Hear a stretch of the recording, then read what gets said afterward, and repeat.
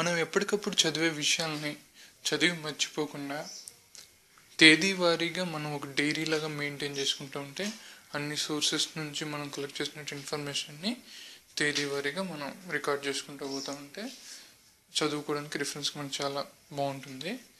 So ఇప్పుడు మనం note చేసుకున్న విషయాల్ని చదివి వదిలేయడం కాకుండా వాటిని విశ్లేషించాలి, కొద్దిగా ఇన్డెప్త్ స్టడీ చేయాలన్నమాట.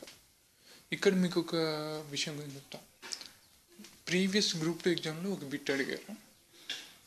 ఆంధ్రప్రదేశ్లో రాకెట్ ఇంధనం తయారు చేసే షుగర్ ఫ్యాక్టరీ ఏది అని అడిగారు. ఆప్షన్స్లో బోధన్ ఫ్యాక్టరీ అట్లా రకరకాలు ఇచ్చారనమాట, 4 ఆప్షన్స్.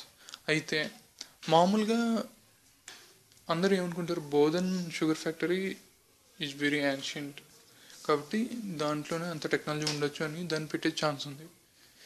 కానీ అక్కడ బిట్ ఎందుకు అడిగారంటే ఆ టైంలోనే ముల్లపూడి హరిశ్చంద్ర ప్రసాద్ అనే ఒక పెద్ద ఇండస్ట్రియలిస్ట్ మరణించడం సంభవించింది.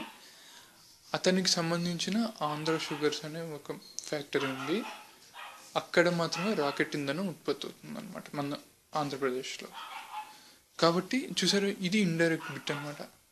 డైరెక్ట్గా ఇటీవల మరణించిన ప్రముఖ పారిశ్రామికవేత్త అని అడగచ్చు, కానీ అలా కాకుండా ఇండైరెక్ట్ బిట్ అనమాట ఇది. సో ఇప్పుడు ఏదైనా ఒక కరెంట్ అఫైర్ మనం చదివితే దాన్ని కొద్దిగా విశ్లేషించాలి. ఇంకా ఇటీవల విషయానికి వస్తే మన క్రికెట్లో ఒక దుర్ఘటన సంభవించింది. హ్యూస్ అనే క్రికెటర్ మరణించారు బౌన్సర్ తగిలి. సో ఈ నేపథ్యంలో దీన్ని ఒక ఇండైరెక్ట్ బిట్గా అడగాలంటే ఎట్లా అడగచ్చు? ఇప్పుడు దీనికి సంబంధించిన ఒక రూల్ గురించి అడగచ్చు. క్రికెట్లో ఒక ఓవర్కి ఎన్ని బౌన్సర్స్ వేయచ్చు? టెస్ట్ క్రికెట్లో మరియు వన్డే క్రికెట్లో ఒక ఓవర్కి మ్యాక్సిమం 2 బౌన్సర్లు మాత్రం అనుమతిస్తారు. అదే 2020 క్రికెట్ వెర్షన్లో అయితే ఒక ఓవర్కి 1 బౌన్సర్ మాత్రమే అనుమతించడం జరుగుతుంది.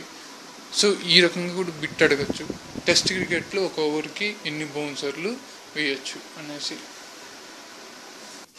సో ఇలా మనం చదివిన ప్రతిదీ కూడా కొద్దిగా ఇన్డెప్త్ అనాలిసిస్ చేసుకుని దానికి సంబంధించిన విషయాలను కూడా మనం చదవగలిగితే మనం మంచి స్కోర్ సంపాదించవచ్చు. పైన బిట్లు చదివే వాళ్ళకి, కొద్దిగా విశ్లేషించి చదివే వాళ్ళకి ఇదే తేడా వస్తుంది స్కోరింగ్లో.